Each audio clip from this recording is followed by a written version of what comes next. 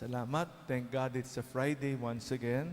We thank God for the week which is coming to a close as we continue to celebrate the Lenten season.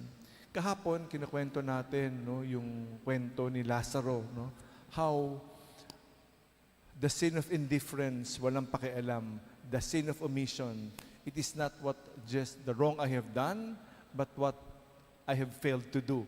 Tinatawag natin sin of omission. Anong dapat kong gawin na hindi ginagawa. Ganyan din, katulad din ngayon, pinapalala sa atin sa Ebanghelyo ang ating responsibility sa tinatanggap natin araw-araw. Binigyan tayo ng 24 oras, sana umabot ng 24 oras ngayon. Sana matapos natin yung 24 oras na yan. Binigay ang buhay, 24 oras, hindi lang yung buhay, at iba pang mga bagay-bagay na tinatanggap natin, binigay. Hindi lang ito para sa atin. Yung 24 oras to, hindi naman para sa akin. I have a responsibility. Again, what I have done, what I have failed to do. Ano ang pinapagawa sa akin sa 24 oras na to? Para sa sarili lamang?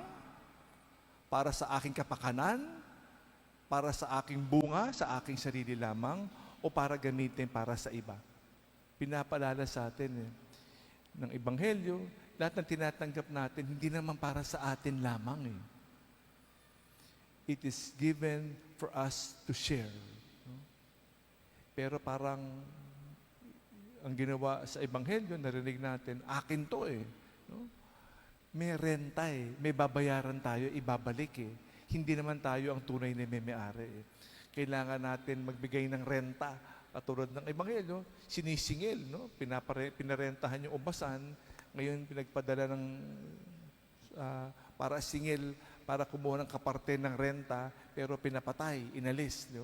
Ayaw natin na pinakikialaman yung ating buhay. Gusto ko yung akin.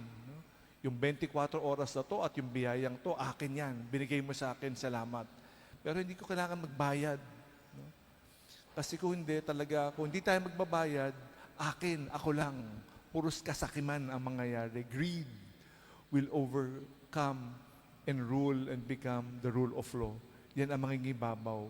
So we ask the good Lord, and we are reminded beautifully today in the gospel how we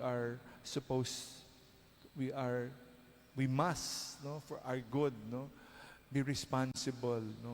Response, tugon, able. Responsible, the ability to respond to that gift given us. It does not belong to us 100%. We are just stewards in this earth. Everything does not belong to us. Everything, our lives, our possession, our gifts, come from Him. Therefore, we have to give back to Him what belongs to Him. Tagapamahala lang tayo. Kaya nga, Lent, di ba? Itong season of Lent, everything is lent to us. We are not the true owners. May this Lenten season remind us all the time. We are supposed to give an accounting. We are asked to be responsible for the good gifts the Lord has given us. Amen.